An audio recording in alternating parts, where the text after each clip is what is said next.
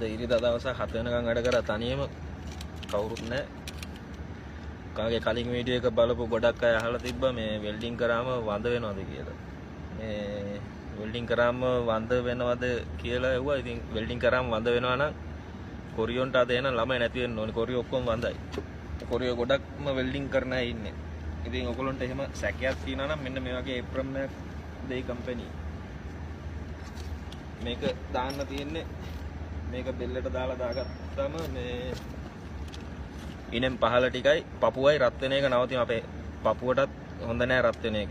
මේකෙන් ඇතුළට රත් වෙන්නේ නෑ ප්‍රශ්නේ වැදුනට පස්සේ. ඒක එතනින් නවතින ඇඟට වදින එක මේ නවතිනවා. තව මේ වගේ ජංගප්පයක් හම්බ වෙනවා. මේක තමයි වෙල්ඩින් ජංගප් එක. තව ඇහුවා මේ S2කට අමාරුද කියලා. S2කට අමාරු වෙනවා අපි මේ වගේ එකක් පාවිච්චි කරනවා වගේම මේ S වලට දාන්න ඕනේ මේ කණ්ණාඩිය. මොකද වෙල්ඩින් එකක් ගහලිය වෙලා ඒක දිහා වෙල්ඩින් එක බලනවානේ පොරේ කඩන්න. ඒ බලනකොට අපි නිකම්ම වෙල්ඩින් එක දිහා බැලුවොත් අපේ S වලට මේ වදිනවා ආක් එක.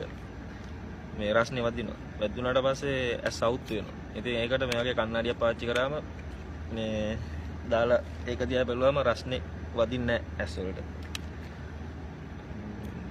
එතකොට ගෑස් එක අමාරුද කියලා ගෑස් එක අමාරුයි දුම අමාරුද කියලා දුම ඒ දේවල් ප්‍රශ්නයක් වෙන්නේ නැහැ. මේ වගේ මාස්කර් රැප් පාවිච්චි කරනවා නම් මේ ෆිල්ටර් තියෙනවා. ෆිල්ටර් සතියෙන් සතියට මාරු කරන්න ඕන. මේ මාස්කර් මේ කෑල්ල හොදන්න ඕනේ සතියෙන් සතියට. එතකොට අවුරුද්දේ අන්තිම හැම කම්පැනි එකම තියෙනවා මෙඩිකල් එකක්. ඒක වෙල්ඩින් අයට වෙනම කරන්නේ මොකද මේ ගෑස් එක ඇඟ ඇතුළට යනවද කියලා විශේෂයෙන් බලන ඒගොල්ලන්ගේ. ඒකින්ද ඒ ගැන මේ ප්‍රශ්නයක් වෙන්නේ නැහැ. එහෙම වෙල්ඩින් ගැන බය වෙලා කම්පැනි මාරු කරන්න ඕනේ නැහැ කවුරුත්.